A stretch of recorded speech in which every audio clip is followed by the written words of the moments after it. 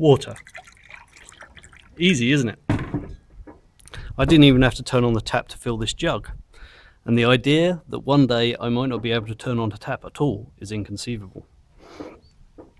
But what if, due to climate change, that was not just conceivable, but an imminent possibility?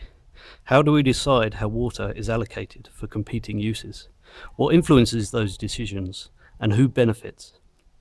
Focusing on the permitting process for an open-pit copper mine in southern Arizona, my research focuses on the fractious issue of resource politics in a changing world.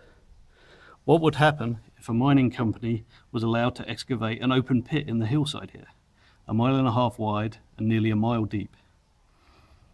The impacts upon water, humans, and nature would be profound.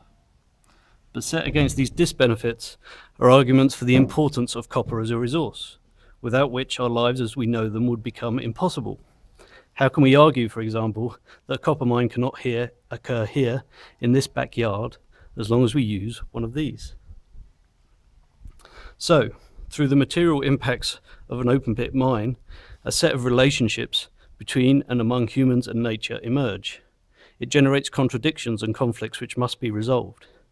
These conflicts are variously ecological, cultural, and economic in nature, and behind them are actors and organizations which occupy various levels of society, and behind their actions are multiple meanings related to water, the environment, and livelihoods.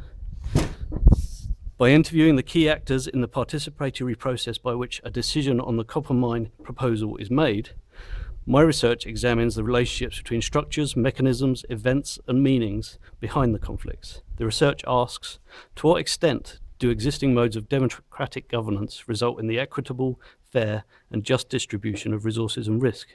And how sustainable is this type of governance in a changing world, and more specifically, a changing Arizona?